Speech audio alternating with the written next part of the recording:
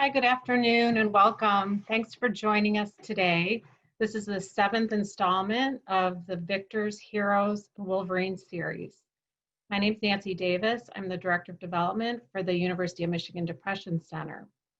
Today's webinar will focus on mental health research, and specifically we're going to talk about what Michigan is doing to support the mental health and well-being of students of all ages. We put together a great panel for you on this really important topic. They're going to share information and they'll take your questions as well. The need for mental health support has dramatically increased due to the pandemic and other societal issues that have disrupted our lives this year. During this really difficult time in our country, we're seeing especially high levels of fear, uncertainty, isolation, anxiety, substance misuse, and depression. This is impacting our students. I'm sure it's impacting a lot of parents of students. The pandemic has made it even more clear how critically important it is that we pay attention to our mental health and continue developing more effective strategies through research. So today, you're going to hear from a variety of program leaders who are developing new and innovative strategies for reaching students of all ages who are struggling. You'll hear how our experts have successfully adapted their programs to get around some of the additional barriers that the pandemic has created. So before we get to the presentations, I'm pleased to introduce you to a very special guest host today. Sam Orley is a 2018 graduate of the Ross School of Business. During Sam's senior year, he received the University of Michigan Depression Center's annual Student Mental Health Advocate Award, which is presented at the annual Depression on College Campuses Conference. In 2018, Sam was also the recipient of the JED Foundation's Student Voice of Mental Health Award.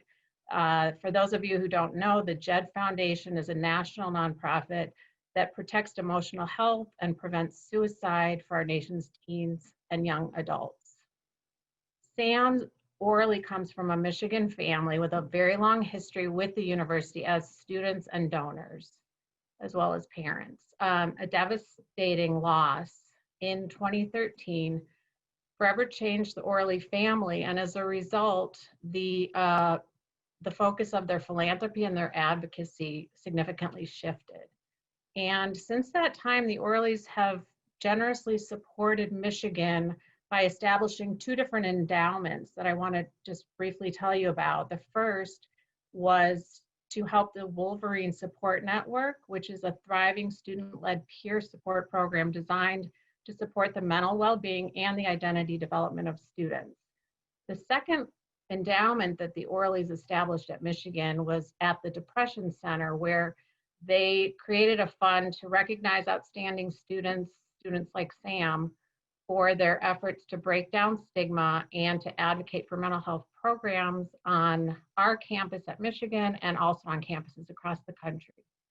So I'm honored to work with the Orleys. I've known them for a few years, and I'm so thrilled Sam's here so you can meet him and hear his personal story and his interest in this topic.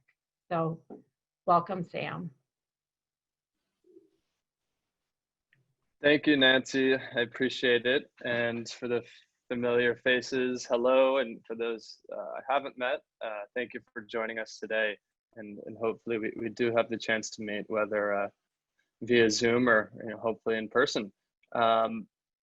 So I believe my screen should be sharing. So if you can see, this is just a few pictures of my family here to set the context.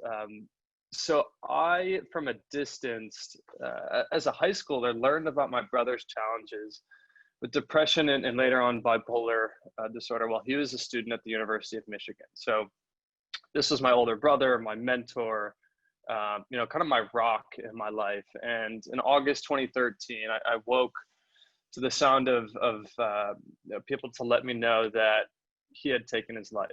And a year later, 2014, I entered the same campus that he and so many of my other family members had spent time on as a student.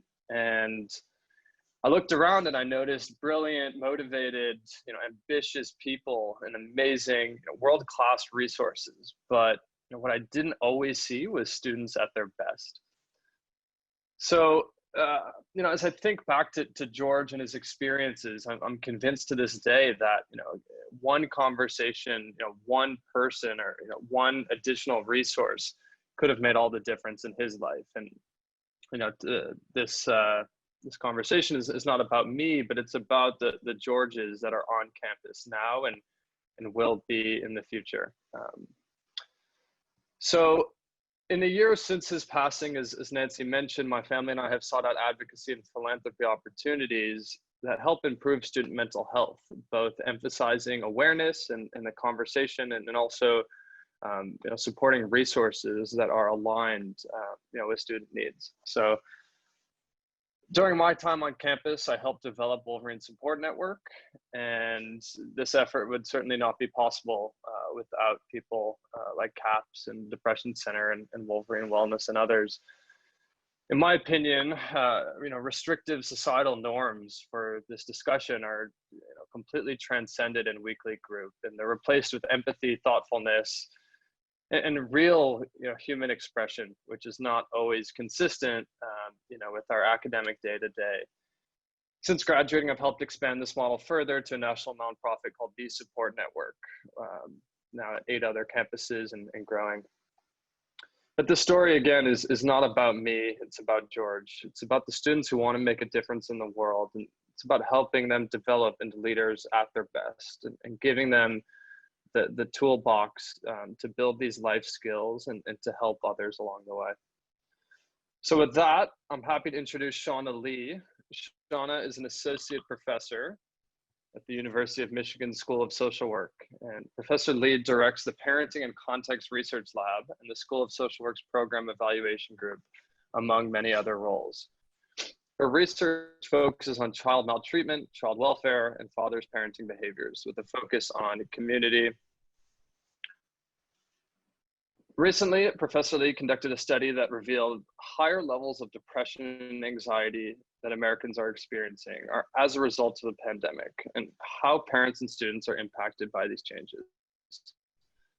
So, Professor Shauna Lee, thank you for being here, and I want to pass the mic over to you. Thank you so much, Sam, for sharing the very moving story of you and your brother.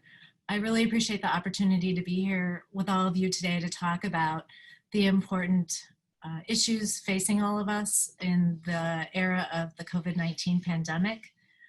Really, I'm here today to set the stage about mental health and well-being during COVID-19. Really, the message here is simple and probably not surprising to most of you. Millions of Americans are experiencing bouts of depression, anxiety, and economic worries during this very challenging time. And one of the reasons that it's important to examine mental health during the pandemic is that prior research shows that natural disasters are associated with declines in well-being. And sometimes these declines can have long-lasting effects. However, importantly, we know that mental health is highly treatable, especially depression and anxiety.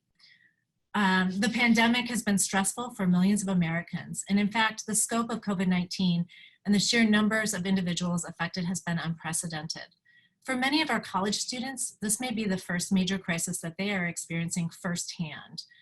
There's been enormous economic strain of the pandemic due to unemployment, the abrupt nature of the lockdown, and the unpredictability that it has brought about have made it difficult for people to gain a sense of control over their lives.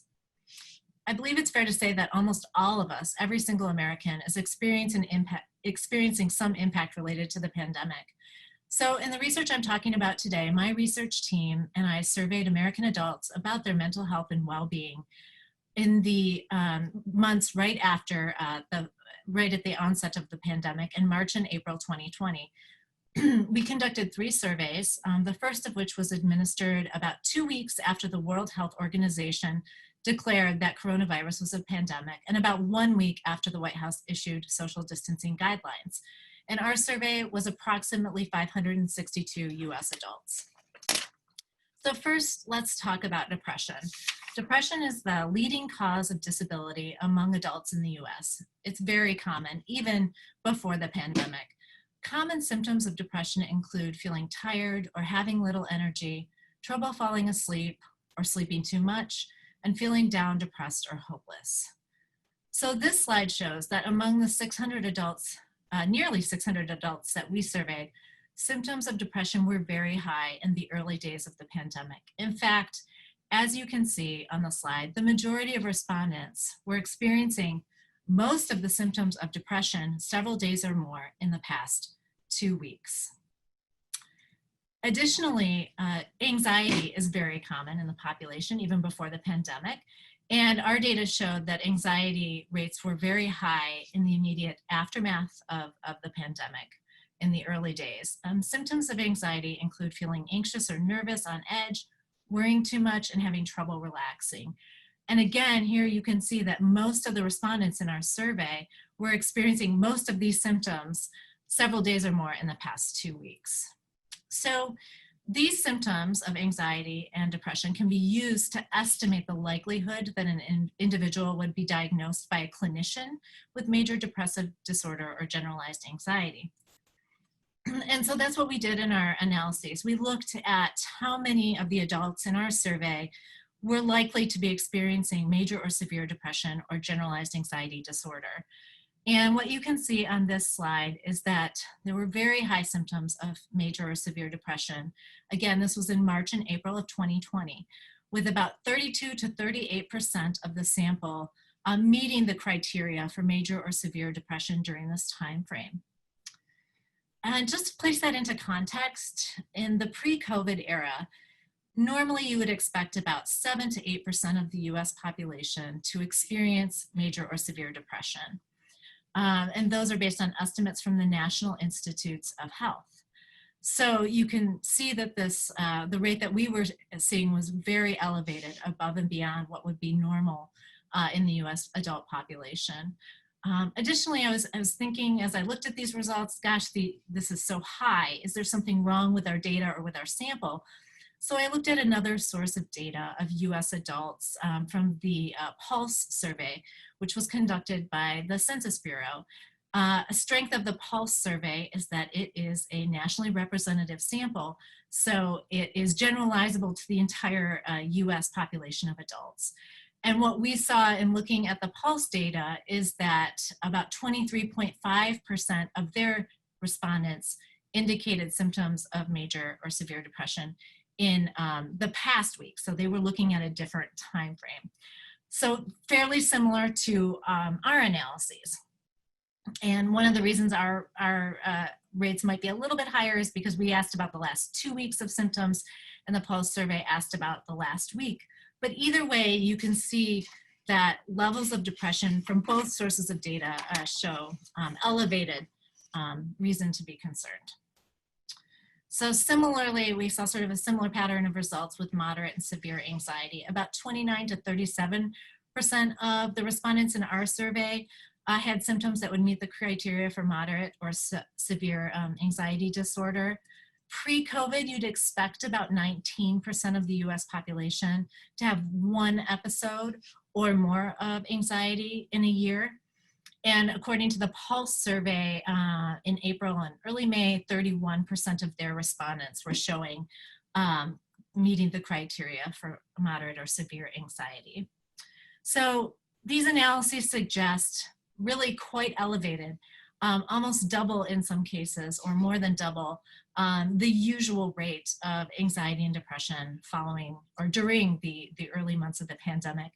Incidentally, I looked at the Pulse data just to see had the rates of anxiety and depression declined in the, say, during the summer as people adapted to and coped with the pandemic. And actually the Pulse data show very high and stable levels of anxiety and depression, suggesting that these symptoms are really not leveling off or declining as we went toward the end of summer and early September. So there is some cause to be concerned, I believe. We also in our survey asked about alcohol consumption, which can be an indicator of problems as well. And specifically, we asked in our survey if people were drinking alcohol more since the pandemic had started. And about 18 to 25% of the adults in our survey said that they were drinking more alcohol in the past 2 weeks since the pandemic. In analyses not shown in these slides, I also looked at whether parents of young children defined as being between the ages of 0 to 12 were having a harder time compared to parents of older children or those without children. So my thinking was that parents of younger children are balancing work and family and at-home education and a number of additional issues, and that might contribute to their level of strain. And our analysis suggested that parents of younger children were actually experiencing even higher elevated rates of anxiety and depression. So much so that it called my attention to this headline in the New York Times that the pandemic is a mental health crisis for parents. Parents are feeling stressed out and really concerned about their children with no real signs of relief on the horizon. So an enormous amount of uncertainty. In our survey, we did ask about some of the common worries that parents were getting in the way of their parenting. And in those analyses, about 53% of parents said worries were getting in the way of their parenting. 50% said social isolation and social distancing were making it difficult to parent, and 49% of parents said that financial concerns were getting in the way of their parenting. I thought this cartoon from the New Yorker was especially appropriate, if a bit somber. As a parent, you're managing the economic concerns that are coming along with the pandemic. You're managing at-home education for your children and also managing your children's well-being. This cartoon illustrates that, trying to explain to your child why they need to be socially distant or socially isolated from their friends and relatives can be really heartbreaking, not only for the child, but for parents as well. Shauna, Yeah. I'm just letting you know that there's some technical difficulties, so the audience can't see your slides. So no. I'm so sorry to tell you that now, but so just go ahead as best you can without. Oh, they can't see any of the slides at all? That's right. Oh no, I'm so sorry. Okay, let me see if I can figure it out. Now? No? All right, wow. I will continue. I'm so sorry about that. We piloted this earlier and it seemed to be working. But I'll just keep going. So what are some of the challenges facing Americans? As I mentioned, economic hardship is common.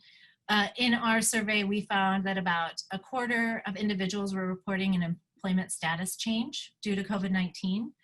And among parents who utilized free lunch programs for their children, about 58% said they were not able to receive free or reduced price lunches with in-person education closed. So, real concerns there about food insecurity among parents of young children.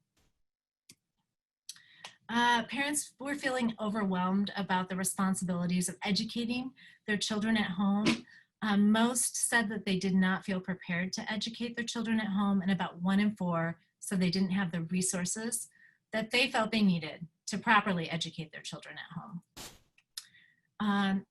We also asked people to describe what were some of the challenges that they were experiencing during the pandemic, specifically in relation to their child. And some of the comments we received included special education for my son with autism has been moved online. Can't visit grandparents. She misses her playmates, and disruptions in schedules and routines being very hard for kids, as well as trying to balance work while taking care of your children. So these are probably really common things that many in the audience are experiencing. Additionally, we asked, I thought, an interesting question about if people felt like they were being criticized for their parenting choices during the pandemic. And interestingly, a very high percentage of parents endorsed this idea that they were being criticized about their parenting during the pandemic. So about 23% of parents, ranging from 23 to 37%, said yes, in the past 2 weeks they had been criticized by their spouse, by a teacher at their child's school, by their parents or their in-laws. And the rates were actually much higher for mothers than for fathers, so suggesting a gender imbalance in terms of who's receiving the criticism. Well, finally, I'm sorry you can't see the slide, but I wanted to end with talking about some of the coping strategies. So it's important to think about both the mental health challenges and issues in order to address them, but to kind of balance that against some of the strengths and points of resiliency that people are showing during this time. So we asked people about their coping strategies. And a very large, nearly 100% of people said that they were accepting the reality of the pandemic and the fact that it was happening. Over 80% said they were taking action to make the situation better and concentrating on doing something about the situation.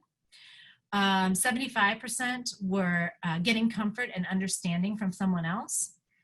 And about 69% getting help from other people, and almost 50% were praying or meditating. So people were really using a wide variety of different strategies, even during on the backdrop of a very difficult time, in order to cope and adjust to the pandemic.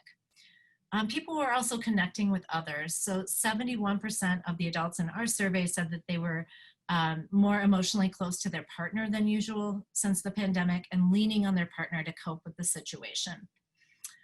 Most parents reported high levels of closeness with their children, and nearly, I would say, it was 88% said they had praised or complimented their child, and nearly 88% had said that they were showing love to their child. So there are some enormous points of resiliency in our community, even during a very difficult time. So with that, actually, one of the benefits of looking at survey data like this from a large number of people is that we can see quite clearly that we're not alone. So during this challenging time, we know from the data that millions of people throughout the United States are experiencing very similar challenges related to mental health and also to worries and economic struggles, educating their children at home. In other words, we really truly are not alone. And I think that's one of the benefits of thinking about this problem from the perspective of the data, that it can normalize the experiences and hopefully propel people to reach out and gain support from whatever sources that they need. So thank you so much for the time to talk to you today. Again, very sorry about the slides. I look forward to the question and answer period later, and I'd like to hand the presentation over to Dr. Elizabeth Koshman, Assistant Research Scientist at Michigan Medicine and Director of the TRAILS program.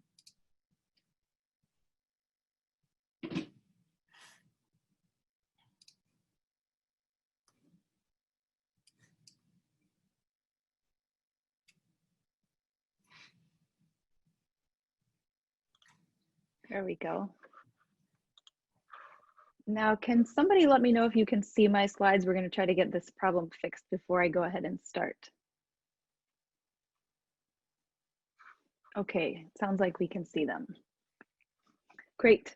So thanks for that introduction, and good afternoon. My name is Elizabeth Koshman, and I direct the TRAILS program in the Department of Psychiatry at Michigan Medicine. My hope for today is to get through my slides within my allotted 15-minute window, but I will say that I get so excited to talk about my work that I have 28 slides for you, so I'll try to go through them very quickly. I learned that some of the other presenters only had 4 or 5 slides, and I felt like I kind of overdid it, so I'll try to go through my content quickly. So I know some of our supporters are joining us today, but for the majority of you who are probably unfamiliar with the TRAILS program, TRAILS is a community university partnership program, and the intention of the program is really to increase access to evidence-based mental health services by leveraging the capacity of schools to be a provider of effective mental health supports for students. And although the majority of our presenters and panelists today will be talking about the college age population, TRAILS is really focused on the secondary level. So we're working with actually K through 12 schools, K through 12 grades now. We formerly were just high school, and in more recent years, we've expanded down into the elementary and middle school levels as well. As you can see from this slide, we have so many partners to be grateful for, too many to name individually, but I just want to always comment that we're so deeply grateful to our partners. Many of these partners, including several who are joining us today, are not just funders, and I say just funders with quotation marks around that, just because of course funding is so important. But our partners are also really collaborators, advisors, and connectors to other foundations and individuals doing this work across the country. So we have so much gratitude for the support that we get.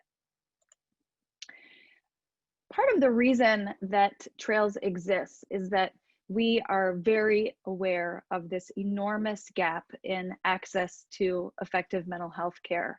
That of young people that do have a mental illness, 80% of them never access any treatment. And of course, that percentage of kids who are receiving treatment shrinks when we think about kids who are accessing effective or evidence-based care. There are so many barriers to evidence-based mental health treatment. Probably many of you joining us today have experienced some of these yourselves, that even if you have the resources to afford mental health care, often there are enormous wait lists, few clinicians who are trained in the practices that you might want to access. And also it can be really difficult to navigate the health system and to know what to look for and how to advocate best for the young people in your lives. Without treatment, mental illnesses have a profound impact on educational outcomes. And this is, of course, highly relevant to our work as we partner directly with public schools, a variety of schools, charter, private schools as well. We know that children with mental illnesses who don't receive treatment have higher rates of absenteeism, poor engagement, poor achievement and attendance in school, increased involvement with disciplinary action, and a whole host of other outcomes that make it harder for them to obtain an optimal education. In addition to impacting their education, of course, mental illness is highly correlated with a variety of lifetime outcomes. And what you see on the screen there is just evidence that mental illness is really a massive public health threat, with suicide being the second leading cause of death among young people. And in fact, this data has been updated more recently that in fact, suicide is now the second leading cause of death among children as young as age 10. Trails is really focused on schools, in part because they present such a unique opportunity to break down many of those barriers that I mentioned previously, that students are more likely to access mental health care delivered in a school. There's reduced stigma associated with mental health services accessed in a school setting. And of course, that's where the students are. So the scheduling, the transportation, the insurance, and other barriers are really overcome in the school setting. So we see schools as a key partner in the solution to how do we get more kids connected to effective mental health services. We also are doing this work because we know that the staff in schools desperately need the training and resources that will equip them to do their jobs effectively. We know that staff at schools, the mental health professionals like social workers, counselors, psychologists, they're totally expert at connecting with kids, listening to kids, and building those relationships that are so important. But the majority of them lack access to training and resources that equip them to provide evidence-based mental health practices. So what Trails is really about is leveraging the availability and expertise of those professionals, but turning it around, reshaping it so that those practitioners that are accessible to students in their school buildings are best equipped with the most current practices, the most up-to-date research, so that when they're engaging with their students, they are impactful and efficient and effective. Trails provides support for schools across 3 tiers, and this aligns with any of you who are familiar with education, research, and sort of innovation. Schools are very accustomed to this 3-tiered model. So I'm just going to spotlight a couple of the programs that Trails leads, focusing on one within each tier.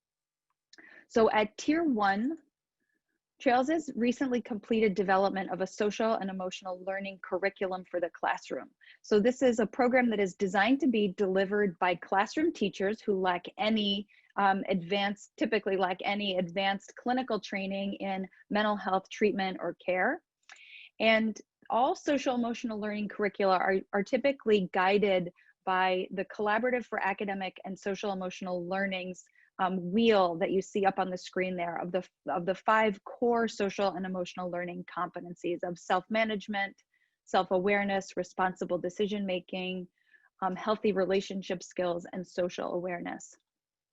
And when we look at data about what happens when schools implement and offer social emotional learning in the classroom, we see that SEL is associated with improvement in all of those factors that you see up on the screen. Kids do better in school, they're better engaged, they attend more, and of course their academic achievement and attainment is improved.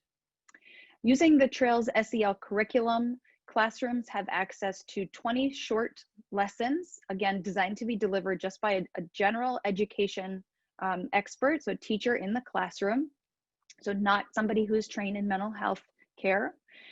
All of our lessons are grounded in the practices of cognitive behavioral theory and mindfulness. So this is where we take the same foundations that inform best practices for kids with mental health concerns, but we distill them down into basic lessons that are appropriate for all kids, not just kids that have a mental health concern.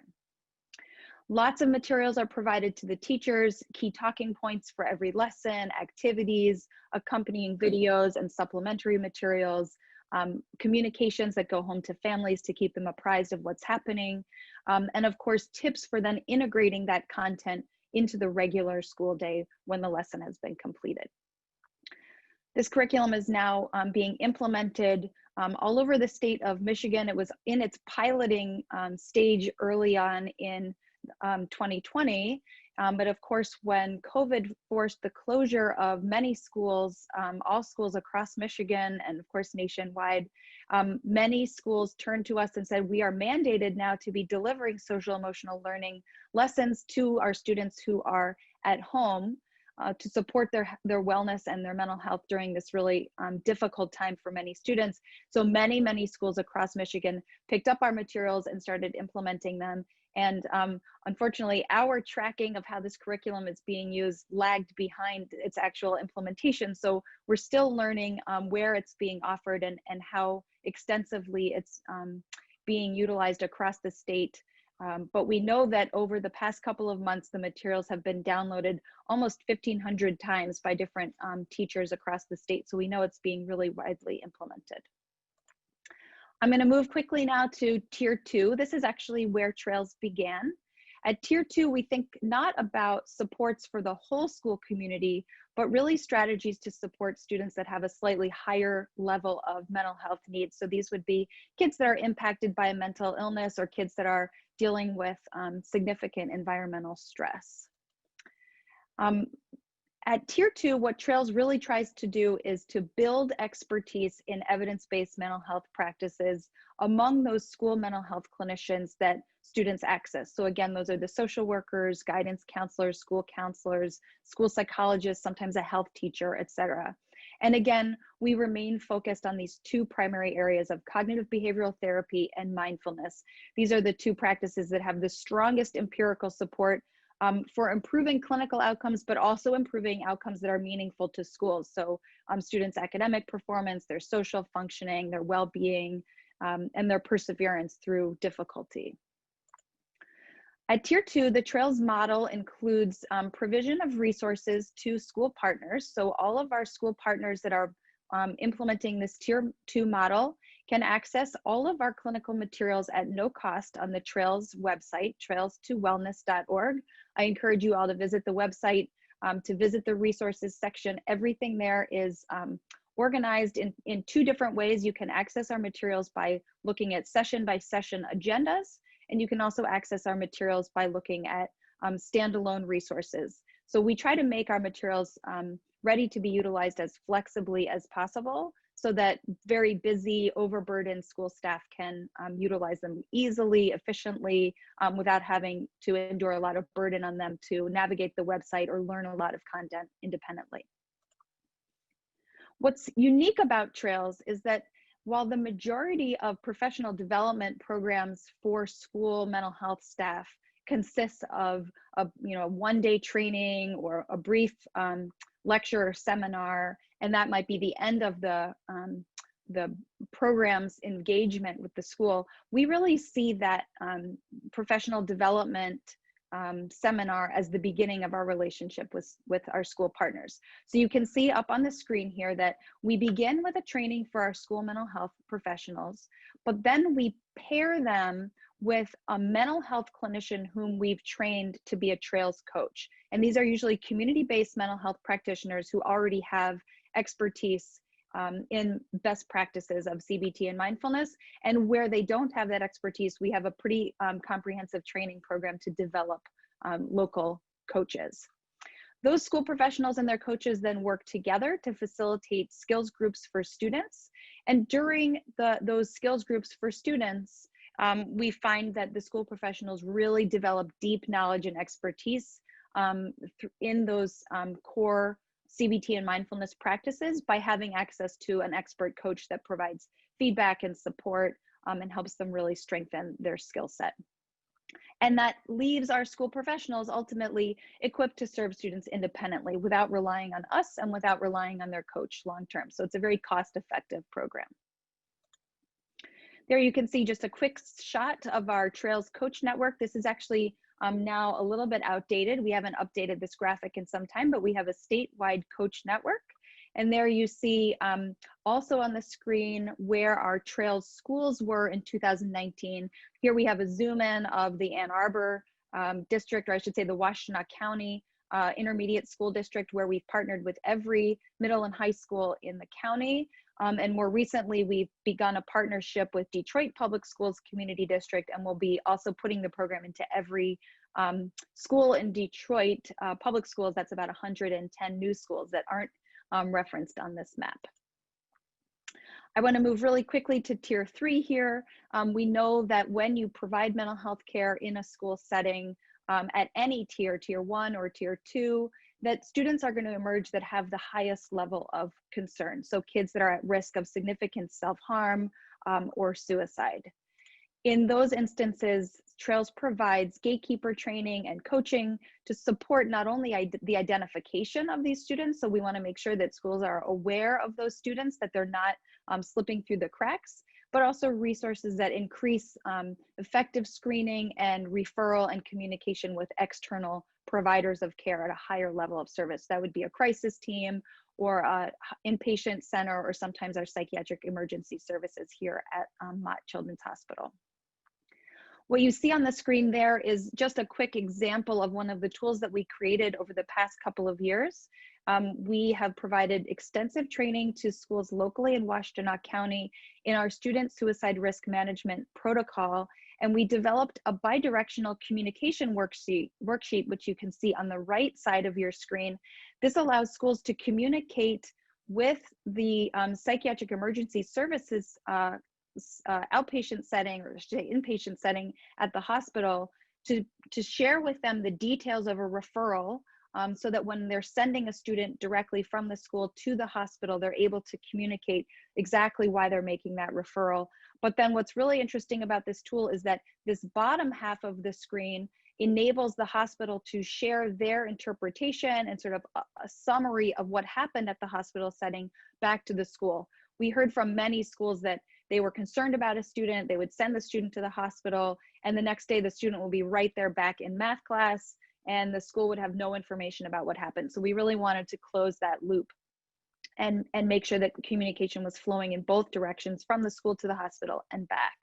What we have learned from our partnerships with PES and their clinical director, Dr. Victor Hung, is that now when Ann Arbor Public Schools is sending students to PES, this form accompanies that referral 100% of the time. So it's really impacting the nature of that communication between the schools and the hospital, and I think deeply improving the quality of care, because now the hospital has more accurate information and there's better wraparound support provided and available to the students.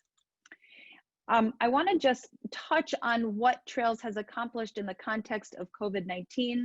Last spring, we implemented a survey statewide, reaching several hundred school professionals that informed our next steps and asking those school professionals about what their biggest needs were, what resources they needed.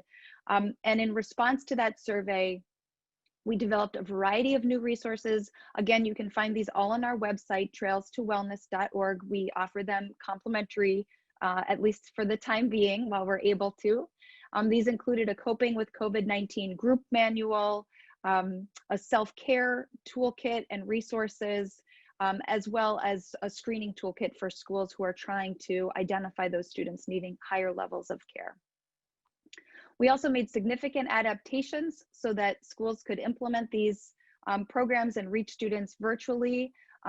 We also adapted our Tier 2 model so that coaching that I mentioned as being such an important part of sustaining these services in schools can also occur remotely.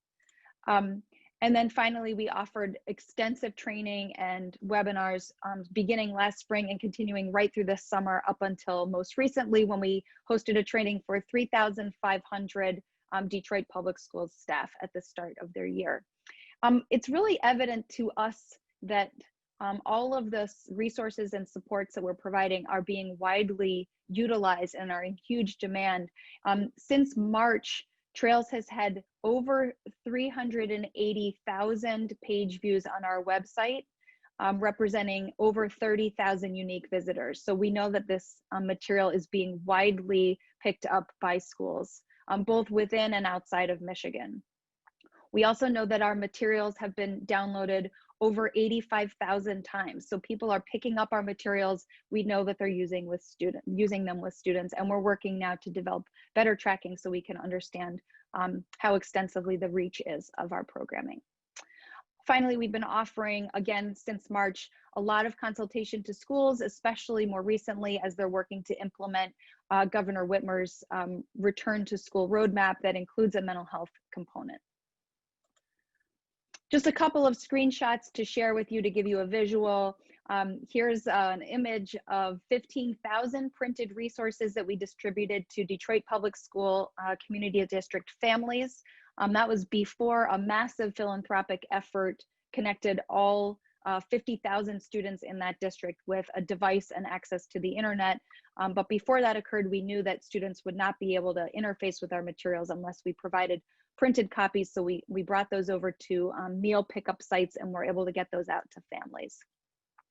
Just another quick visual self-care resource. Again, you can find this on our website, but we know that staff in schools are really overwhelmed right now and their own wellness is of huge importance. And then finally, just another example screenshot here. This is from our Coping with COVID 7-session manual, specifically targeting students who are experiencing COVID-related stress, isolation, worry, sleeplessness, etc. As we move to the future, Trails is really interested in strengthening and expanding our connection to technology, making sure that kids can access our materials, even in absence of a school mental health professional to guide them. We know that many districts have had to cut those positions in recent years, so we're really thinking about partnering with a tech startup or another partner who can really help us think about the ways to integrate technology most effectively into our platform. Trails is also, of course, always thinking about research. Being in the Department of Psychiatry of Michigan Medicine, we have an obligation to conduct research. We have many federal and state grants ongoing now to evaluate our programming. And then, of course, we also want to think about sustaining our practices, influencing policy so that in the future there is significant and substantial funding to support school-based mental health. And we're also hoping to build an advisory board in the coming months. So if that's something that you're interested in, please reach out and connect with me. I'm a little bit over my time here, but I got through all 28 slides in record time. Thank you so much for joining us today. And I will turn it over now to Todd Sevig, who's the Director of Counseling and Psychological Services here at U of M, and look forward to hearing his comments.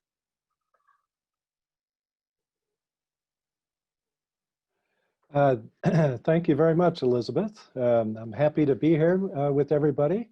I am aware that we're running a little bit behind on the time, so for the organizers and my colleagues, I'll probably be a little bit briefer than planned, but I did want to share just this for 1 minute. So I've been here at the University of Michigan for 30 years and the last 20 years as director. So obviously I'm sharing from that perspective. I am also now a past parent.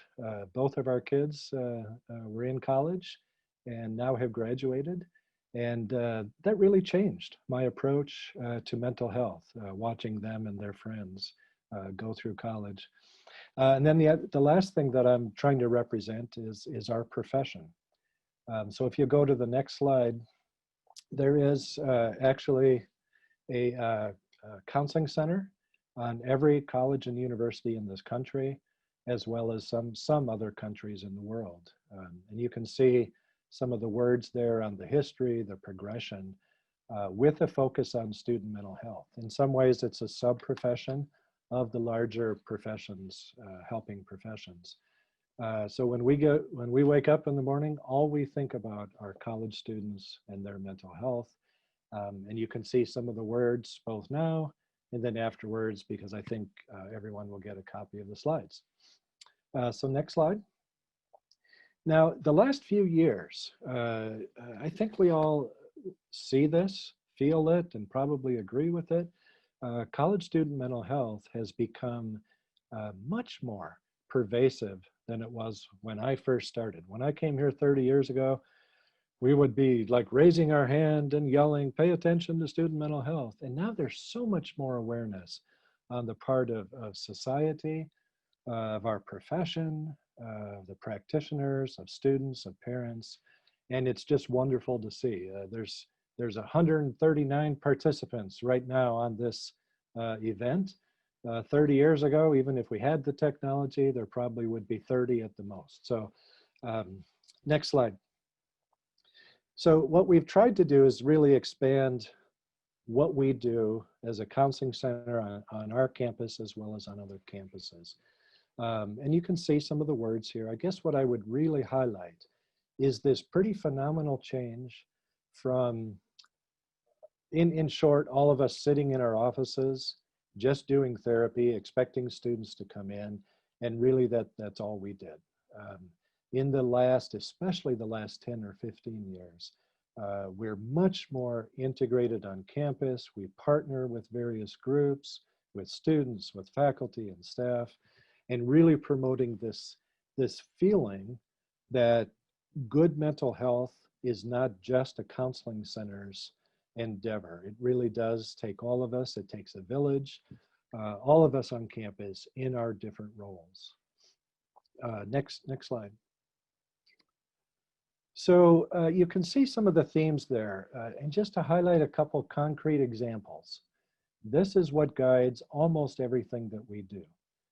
Quick, immediate accessibility. So for our office, there's always walk-in, same day capability appointments for urgent matters, for crisis matters.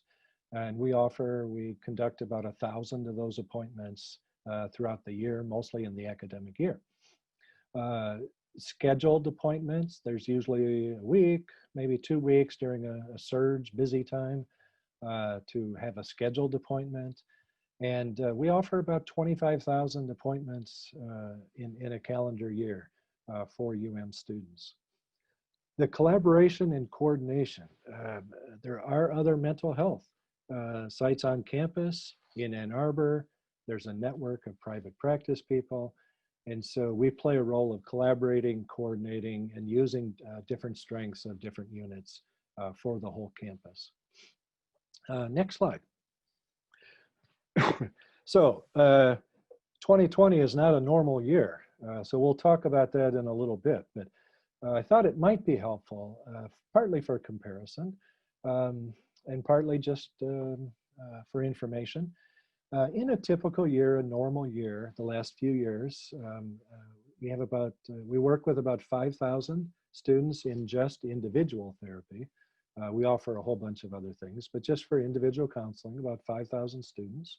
Like I said, 25 to 30,000 appointments. And you can see some of the makeup.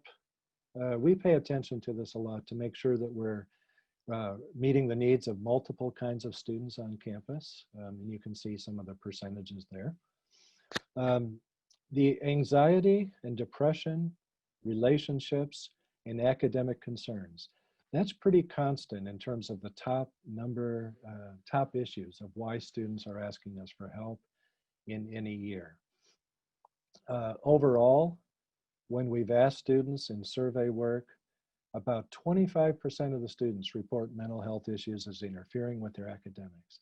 So for us, that's 10 to 12,000 students in any year, which that may sound like a lot, that may sound like a little, or somewhere in the middle, depending on your perspective. I think that's a lot of students walking around, as the other panelists have mentioned, from different perspectives. It is a pervasive issue, and I think especially the last 10 years, and maybe even the last 5 years, to have the whole campus involved with student mental health in a number of ways, I'll give some examples, has just been phenomenal to see, because these numbers suggest that we need that. Next slide. So then the pandemic hit. So we all remember that time. Just real briefly, we kept working with students. We did move to telecounseling, as really all of mental health professions did and still do. The themes that I wanted to highlight, and they may not, be shocking to you, but initially, there was this individual and collective shock going on campus. And I think that was true of me and staff and faculty. Like, we couldn't even believe it. No one had ever been through this before. We couldn't code what was happening. And then all the information and the situation started to change rapidly, even within a day. And so it was very decentering from a mental health perspective. A lot of loss throughout the rest of the winter semester and going into the summer. We didn't have graduation. We didn't have study groups in person with your classmates. The residence halls didn't close overnight, but eventually did. These are all losses that students experience that did affect their mental health. It was a pretty rapid, almost overnight adjustment for some students to leave campus, to go home to a very different environment than on campus. And students told us that they were struggling with a lot of loss of motivation, hard to focus, hard to be in their parents' basement, trying to do the class online and homework, and it was just very decentering for people. Next slide. We started to really then get to work over the summer on planning for the fall. These are things that guided our planning, that we use in our planning. And in the interest of time, I'm not going to talk about this slide, but you can see the words there. Next slide. So we really do need to keep the students at the center of our focus. Increasing faculty and staff training and support, using the elements of healthy community. Shauna talked about resiliency. Part of that resiliency comes from a community that is supportive of mental health, where we can talk with each other. We have 3 student groups in CAPS. 2 of them, CAPS in Action, is focused on education, developing a community of students that are knowledgeable and supportive of mental health. We started, Sam Orley, who you heard from early, has been instrumental in this with other students. CAPS offers the Wolverines Support Network, peer support. All these things are elements of healthy communities that we can use to our advantage to capitalize on student mental health on a campus. It's not the fact that mental health issues just happen to be physically on campus. We're actually trying to use the elements of a community of about 80,000 people with faculty, staff, and students in that healing, good pathways to mental health. Next slide. So some of the things concretely that you all might be interested in. We have increased clinical staff to meet demand. Some of you may be interested in this. When I first became director 20 years ago, we had 16 staff, and we now have 41 professional staff, which is a lot of growth, which is a sign of a lot of support from the president, both current and previous, and the provost office and vice president for student life. Just a lot of support to increase the staffing capability on our campus. We started an embedded model where some of our staff are dedicated to a particular school or college. And I'm happy to announce that we even just this past few months have received increased staffing, where we're now in almost every school of the 19 schools on our campus. And so we're even growing as we speak right now today. CAPS after hours, there's always a counselor available 24/7, holidays, weekends, evenings, middle of the night to talk. So CAPS after hours is our, as it says, our after hours service. This summer, we started online scheduling. So now a student does not need to physically come into CAPS to schedule the appointment. They can do it all online. We started wellness zones, which it's a room with massage chairs, seasonal affective disorder lamps, meditation cushions, yoga mats, some online tools. And so we're trying to promote both in real practical terms, but also the idea of take care of your stress, take care of your wellness. You can be a top-notch academic student and also take care of your mental health. And so the wellness zones are both a concrete, but also a metaphorical reminder tool for students on campus. We have an app that's free of charge for students, and faculty toolkit. So remember some of those themes we talked about earlier. Part of our job as a student counseling center is to do the clinical work with students, both individual, crisis, group therapy. But we also look at our clients as being the campus personnel, the campus culture. So one example of that is last year we developed a toolkit that we were able, with donor funds, to print literally a hard copy, and we mailed it to every faculty member on this campus and a few other categories of academic personnel. So we were able to print 10,000 copies and mailed those, got them in faculty's hands last year. Just this summer, we were able to turn that toolkit into a smartphone app, which has the ability, of course, to have it with someone all the time, especially when we're in this remote environment. You can see the other words there. The last bullet point, we are developing, and I'm happy to say, actually, coincidentally, just last week it got finished, a first-year student toolkit. So this is, we talked with students, we did some survey work, focus groups, we talked to our student advisory board. What would help a first-year student, both coming to college in general, coming to the University of Michigan? What are the issues? What's underneath the anxiety and the depression and the relationship concerns that students have? And so we came up with different content areas. There's about 10 to 12 different categories.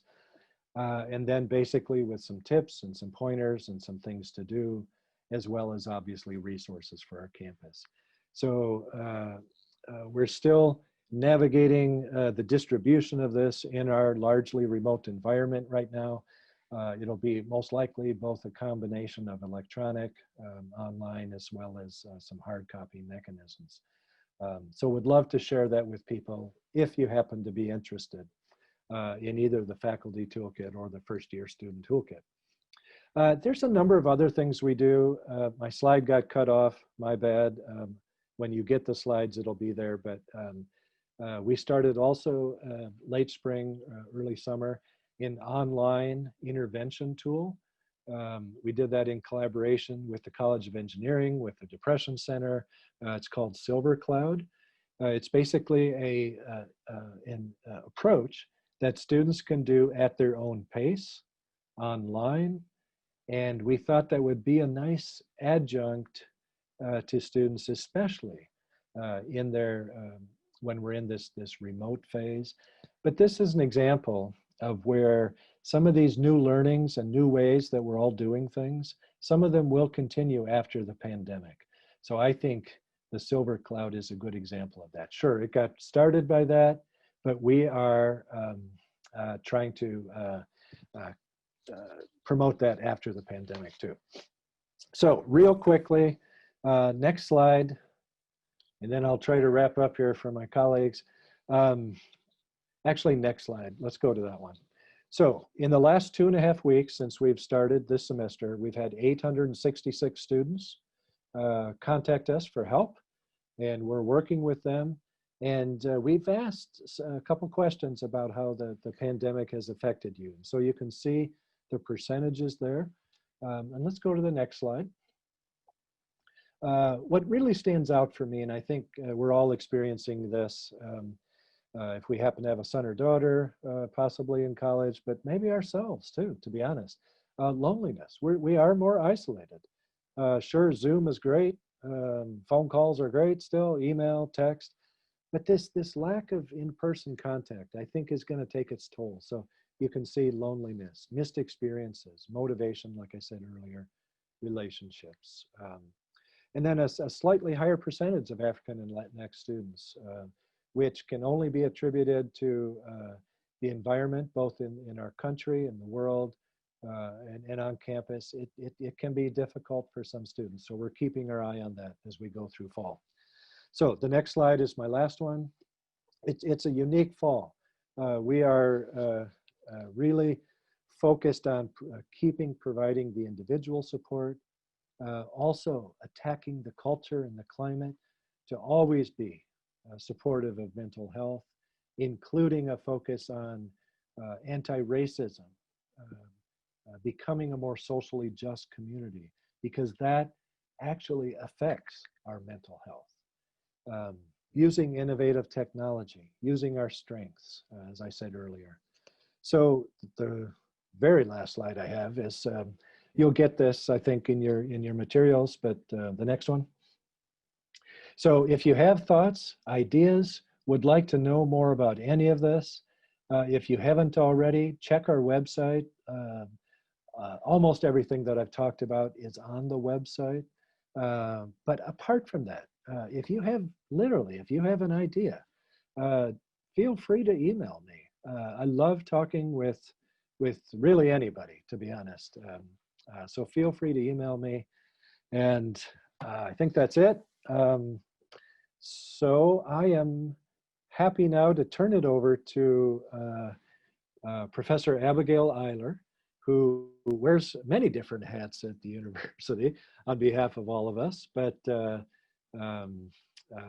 she'll introduce herself a little bit. And thank you, Abigail. Thank you, Dr. Savick, and good afternoon and almost good evening, everyone out there. Thanks for tuning in. I'm going to be talking about Michigan student athletes and the unique needs of mental health support during COVID. So a couple things to note in statistics that existed pre-COVID were done in a research study in 2014 with our Athletes Connected program, which is a partnership between, at the time, it was the School of Public Health, Michigan Athletics, and the Depression Center. And that study found that 63% of student athletes reported that emotional or mental health issues affected their athletic performance in the last 4 weeks. When we look at that in other studies, we noticed that in an American study regarding student athletes participating in NCAA sanctioned intercollegiate athletic programs, found that student athletes between 10 to 15%, which is about 2% higher than non-athletic counterparts, will experience psychological issues severe enough to warrant counseling. And that was done by Watson and Kistner in 2007. The NCAA did an expansive study, collected a lot of data from a little over 37,000 student athletes across all divisions and all members of the conference. 1 in 2 reported feeling so depressed, 1 in 12 reported feeling so depressed that it was difficult to function. The rates of mental health concern experiences were 150 to 250% higher than historically reported by NCAA student athletes in the American College Health Association's National College Health Assessment. 90% were communicating with teammates multiple times a week to try and stay connected, and 60% were communicating with teammates daily. Teammates have a really special role in the lives of our student athletes, and so we really tried to embrace and enhance that during the pandemic. Also from that same NCAA study, they collected a bunch of data about mental health concerns during the COVID pandemic. What you'll see in this slide here is that we saw about 50% of female identifying student athletes felt overwhelmed by all that they had to do, where 31% of males felt overwhelmed by all they had to do. We also saw a significant report in experiencing sleep difficulties, feeling mentally exhausted, and feeling lonely and a sense of loss. What you'll see that's more comparative amongst genders is that those that felt overwhelmingly angry were about 11% for both male and female. And then those that felt so depressed that it was difficult to function, for women, it was 9%, and for male, 7%. Our athletic counseling team did a lot during the crisis response.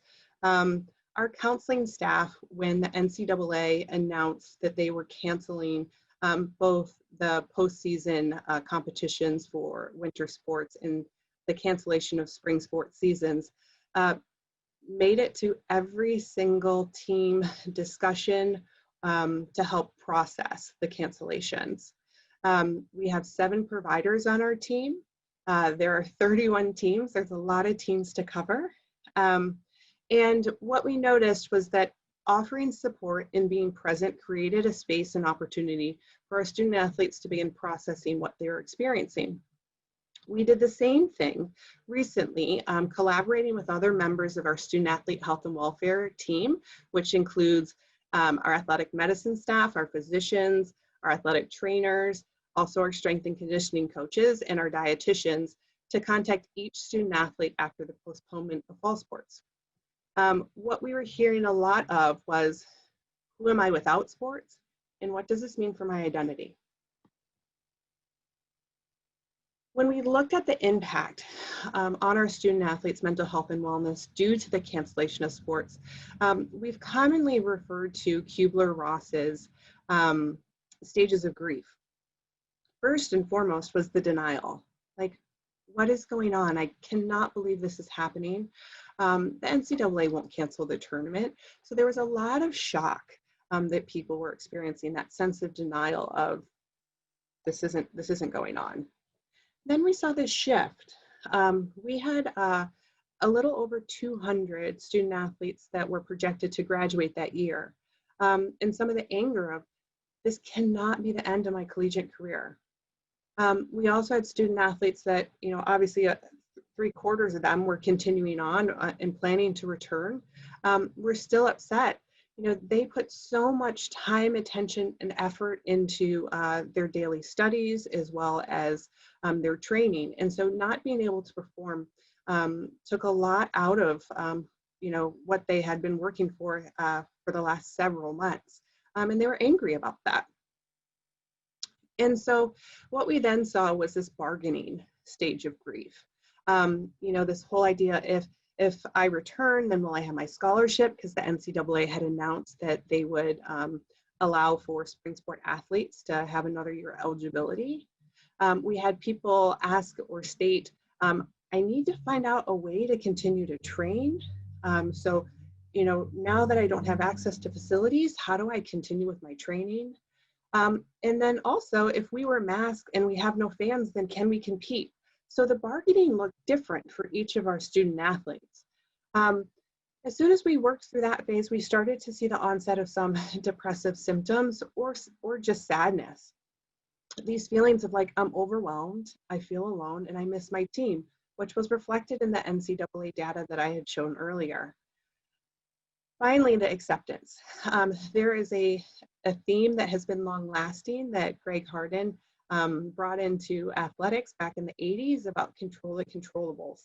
And we saw our student athletes start to embrace this idea of, I will control the controllables. I'll control the things that, and I will focus on the things that I know I can dictate, that I can participate in, that I can maintain over the next you know, unforeseeable future. We also started to hear our student athletes say things like, I'll do my best to support the greater good and stay home and stay safe. Now, our student athletes are out and about a lot, right? Those that are running, you know, are running miles a day all over. Those that are training on the field, those that are in the pool, you know, they're used to practicing in different locations. And so it became really important for them to buckle down and to stay home for the greater good. And they accepted that. And I think when we think about acceptance, there's that misconception of, well, I accept it, so I'm okay with it. And it wasn't that at all. You know, it was this, I don't like this, but I understand. And because I understand, you know, this is what I'm going to do. Something that we really, really respected from our student athletes. In the athletic counseling team here at Michigan Athletics, we provide a full spectrum of care. So we work on emotional well-being, we work on optimizing performance and everything in between. Because we provide the full spectrum of care, every single provider in Michigan Athletics counseling team is fully licensed. So it might be a social worker, a psychologist, we have a neuropsychologist on our team, and we also have psychiatry. We offer multiple evidence-based modalities and interventions. And we serve as a specialized training program for master's and PhD students, most of them from the University of Michigan School of Social Work. During the pandemic, the one thing that we needed to do pretty rapidly, because we have student athletes from all over the world, was create a network across the globe to support student athletes during quarantine and needed psychotherapy. What we did note during this time is that while there was a 108% increase of encounters, whether that be through phone check-ins, virtual or face-to-face appointments in Michigan, or consultations, a lot of those check-ins and a lot of the increase was actually contributed to student athletes just wanting to stay connected. Wanting to work on goals that they had either previously identified or new goals that they wanted to establish during their time. So again, because it's this full care, we make sure that our providers are specialized to meet the student athletes where they're at and to create treatment goals that are going to be responsive to what's going on in their specific life. Also from the NCAA, what they noted during the COVID pandemic was that there were significant barriers to training. One of the largest, 83%, is that local regulations regarding travel facility closures and public gatherings, served as a barrier to training. There was also a lack of access to appropriate facilities and a lack of access to appropriate equipment.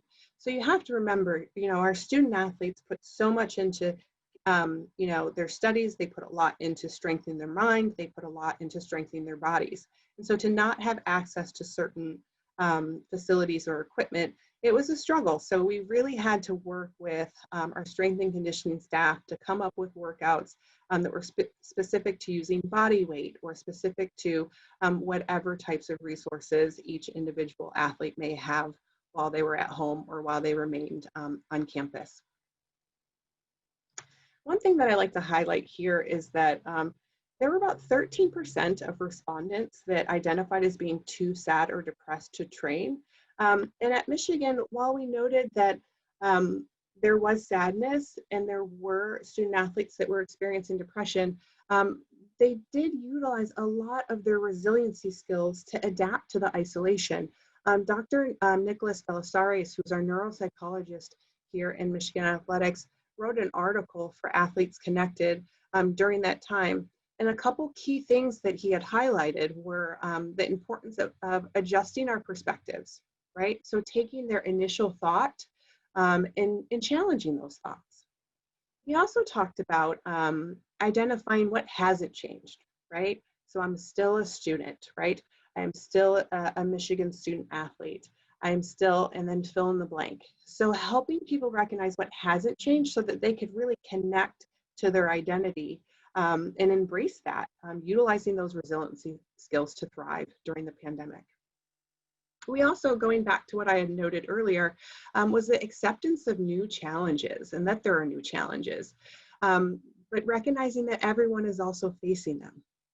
And that as a student athlete, they already have so many skills in adapting and persevering. And so to utilize that to help navigate the pandemic.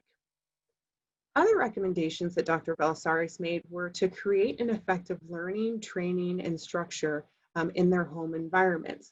The one thing I think people don't see so often is that our student athlete schedules are very structured, and that structure helps produce desired outcomes and behaviors. And so to help them create that at home, help create some consistency, still sticking with their intended goals. Just some important reflections and considerations, and most importantly, gratitude, is that at Michigan Athletics, our athletic counseling team really continues to provide services that exceed best practice guidelines.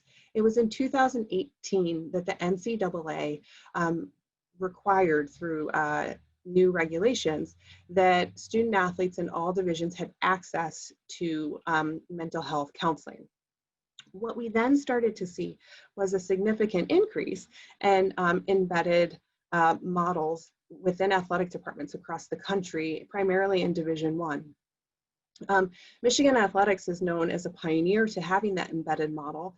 Greg Harden, who's pictured here in the white, is, he started at Michigan Athletics in the 80s and continued on until recently. He actually just retired in July of this year. But being able to be a pioneer and to help lead the way for student athlete mental health is something that we hold very near and dear to our hearts. And so during the pandemic, we have looked at ways to advance social work practice for sports social work and athletic counseling efforts and initiatives. We have advanced our partnership for the Athletes Connected research side of things between Michigan Athletics, the School of Social Work, and the Depression Center. I have conversations very often on a weekly basis and sometimes daily basis with our athletic director. He wants to know how our student athletes are doing. And so as we continue to provide this high level of care, we'll constantly be checking in about if we're staffed optimally to make sure that we can maintain the level of service for the specialty population. Again, because we're engaged in a lot of performance coaching as well as mental health services, we really emphasize the need to have the sport specialization. And then I think more than ever, it's been so critical, and we are so thankful for our continued support to our Champions Fund, and specifically to those that have donated to student athlete health and welfare during this time. I will say this, these are some very special people on this slide. I wouldn't be able to do all the things that I'm able to do without the support of the athletic counseling staff here at the University of Michigan. Our team is phenomenal. I'm very proud of them, and I'm proud of how they've continued to adapt and adjust during the pandemic, providing different types of therapy and modalities and getting really creative to engage with our students. And without them, there wouldn't be the strong athletic counseling team that everybody knows and recognizes across the country. So thank you so much for allowing me to share that with you today. And I'm going to turn this back over to Dr. Shauna Lee. Thank you so much, Abigail, Elizabeth, and Todd, for all this amazing knowledge and information. And one of the key points I'm taking away from all of this is just how resilient the community is. And we want you to know that we're here to support you and your student. If needed, please reach out to Counseling and Psychological Services and be aware that even during this challenging time, we're here via telehealth and all sorts of other ways of intervening to promote well-being, health, and wellness and academic learning. Thank you so much. We did run a little short on time, so we're not going to do a full Q&A. However, the amazing logistics team behind today's webinar have been answering questions as we've been going along. With that, I think I will thank all of you, first of all, and then transition over to Nancy Davis for concluding remarks. Thank you.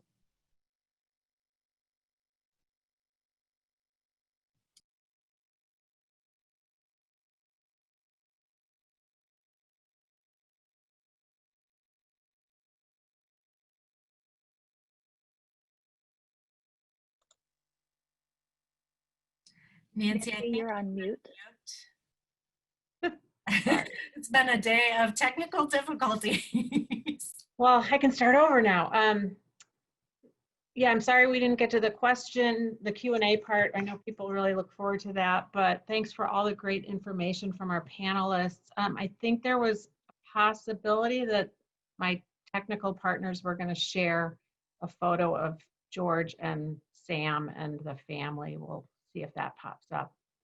Oh, there they are. There's the Orleys, and thank you, Sam, for participating today. I want to thank everybody who attended for your engagement and interest in these topics, and especially our donor community who makes so much of this work possible. Hopefully you'll be able to join again. I think the next series, the next episode is on the 30th. So stay tuned for that and stay healthy and safe and go blue. Thanks for joining.